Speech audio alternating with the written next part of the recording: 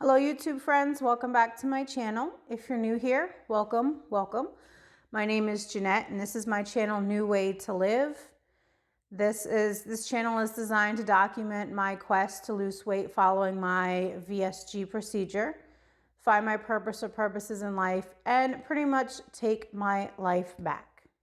So without further ado, let's get into the video.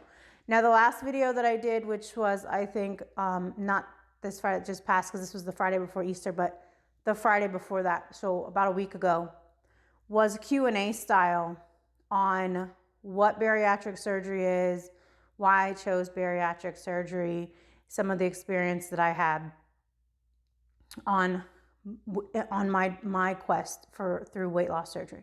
And today's video is going to be a part 2, answering a couple other common questions that I know people had, that I know I had. You might have somebody you know might have these questions, and I'm going to address those from my perspective. I am not a doctor. I'm not a medical professional. This is my walk, my quest, my experience. Somebody else's might be different. This is just one perspective, so please keep that in mind. One of the biggest questions that I have gotten when I told people that I was going to Mexico to have weight loss surgery is, why go to Mexico? It's a pretty common practice for people in the States to travel abroad to have medical procedures done, and this is called medical tourism. Medical tourism is in a nutshell, it's the practice of traveling to a tourist destination with the intent or the main purpose of receiving some therapeutic treatment or medical procedure. And it's popular. People choose this for many reasons. One reason may be that the procedure is not available in the States, but it's available in another country. But primarily it's due to the cost of having the medical service performed abroad. It's usually cheaper to have it performed in another country. That doesn't mean that the treatment is any less than you would receive in the States. In fact, I would say that my treatment was probably better than what I would have received in the States, but it costs less money. In cases like bariatric surgery, it can cost anywhere from $15,000 to $40,000 out of pocket, since most insurances no longer cover weight loss surgery. And oftentimes, even with insurance, you end up paying thousands out of pocket anyway in copays. This is not every case. This is just most cases. This is a lot of cases, I should say. Now, another reason to travel is the waiting period. It can take several months to a year and a half even to jump through the hoops that are put in place in the States. Things like sleep testing, endoscopies, lab work, psych evaluations, weight loss attempts. Yes, these things are put in place for a reason. I know they're put in place for a reason. I know what those reasons are, as I have attempted to go through those steps in the States.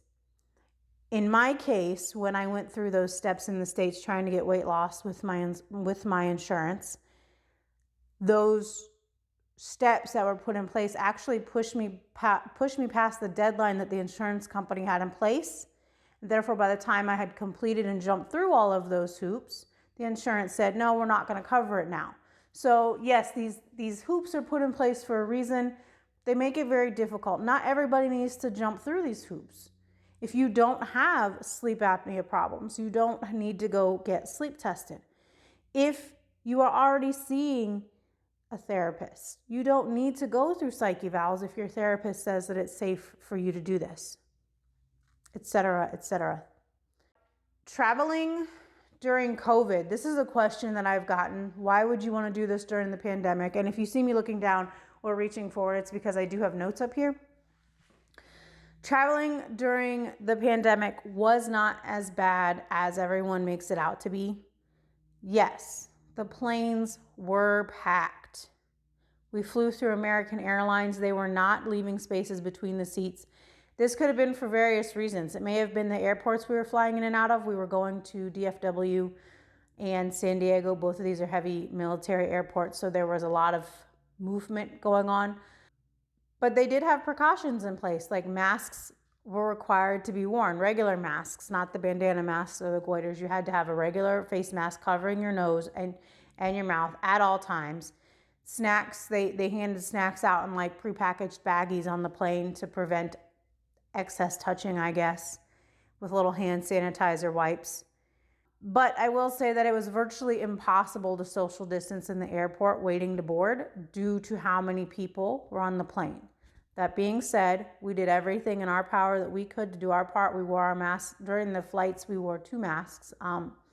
Just kind of doubled up just to be sure. We used our hand sanitizer, our wipes, hand wipes, and did our part to make sure that we were not spreading anything we shouldn't be spreading.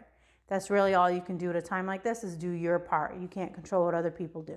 One of the other questions that I've gotten from somebody is, how is it flying obese?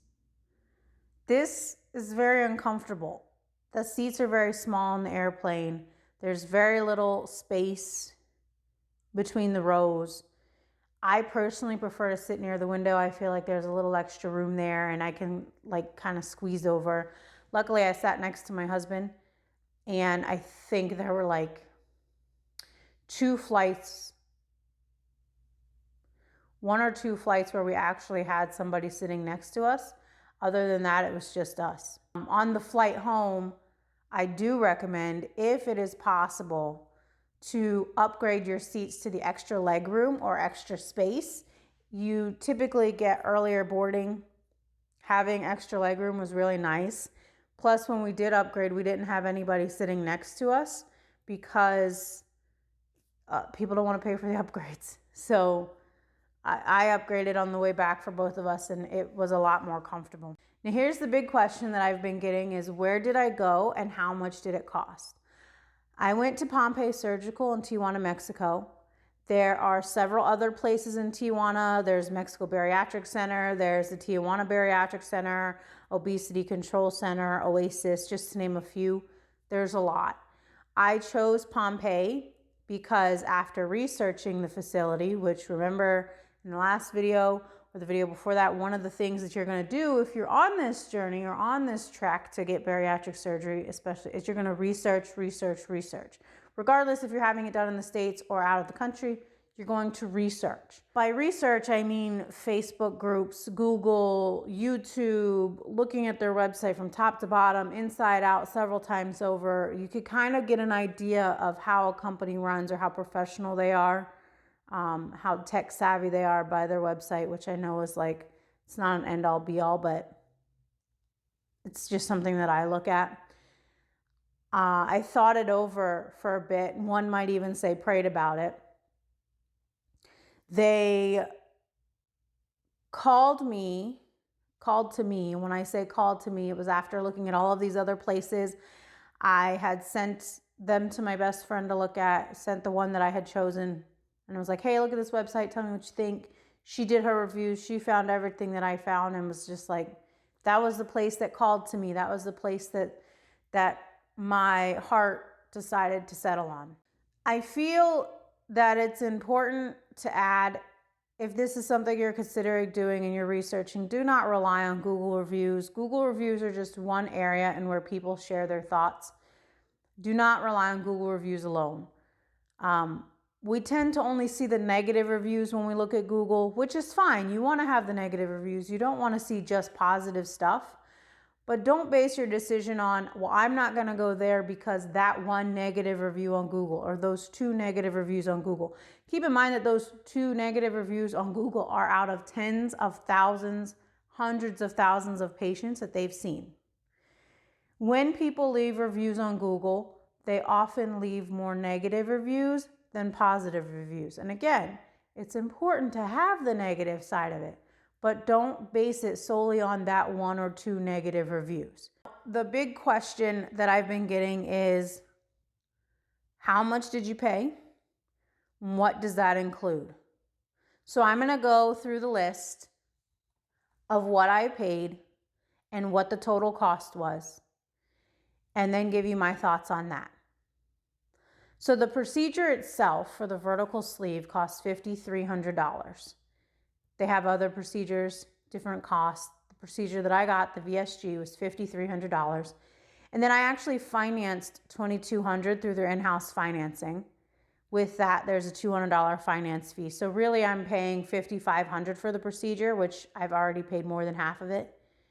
That includes the procedure, post-op medications, antibiotics, the beach house stay that I was at, and the 2-day hospital stay.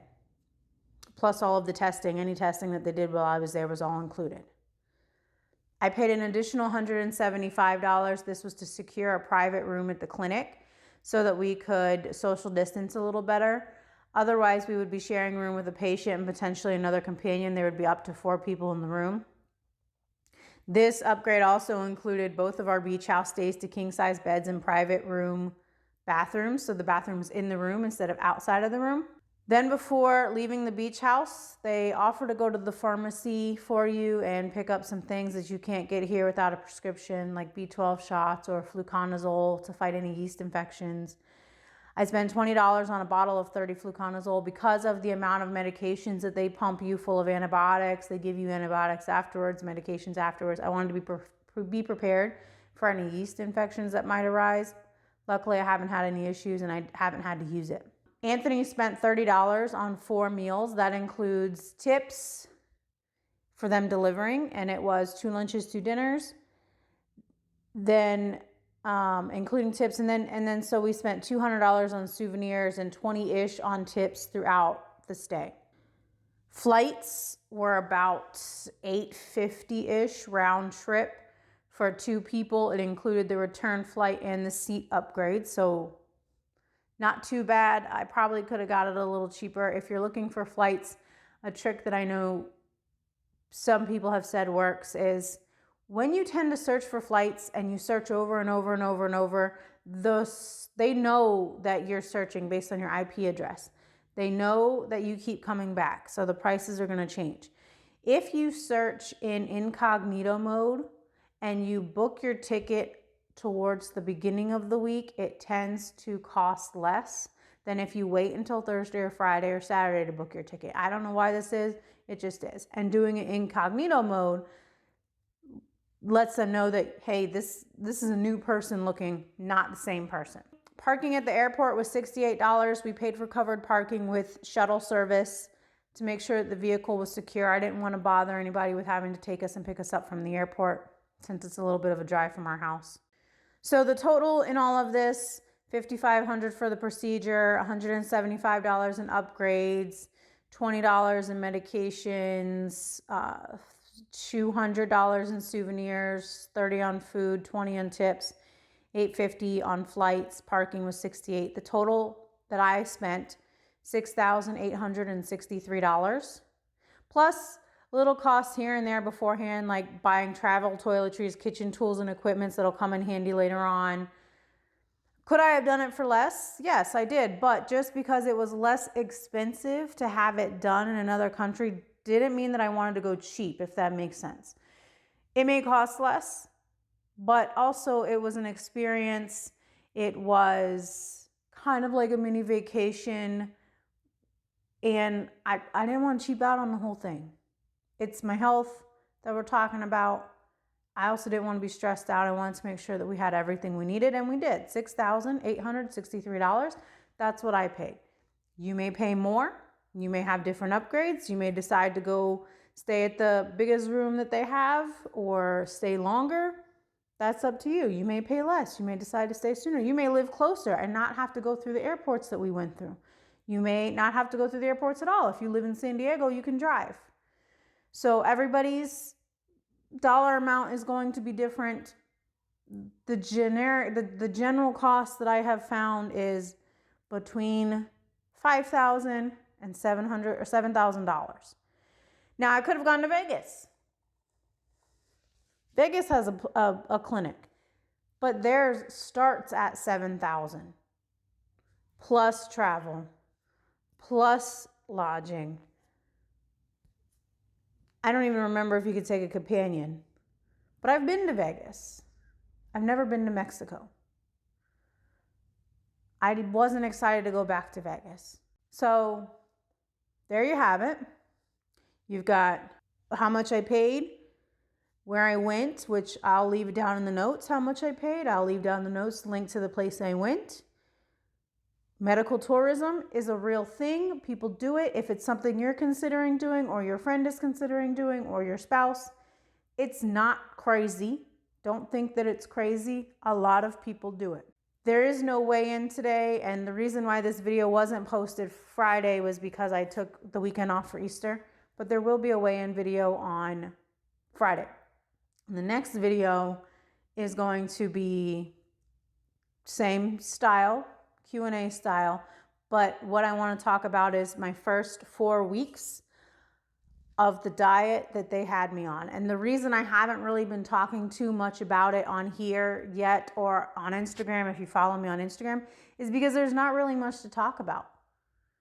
And I actually get to start eating solid foods next week. So that's kind of where I'm at in my head, is I'm more excited to talk about what I can and cannot eat as far as real foods versus what I've been eating over the last 4 weeks. So that's the next video. Stay tuned for that. Don't forget to comment, like, and subscribe. And if you are also on a weight loss journey, or maybe you're not on a weight loss journey, maybe you're just on a journey to find your purpose in life and to reclaim your life, then share your story down below, share your YouTube page, share your Instagram page. Let's connect. See you next time. Bye, YouTube friends.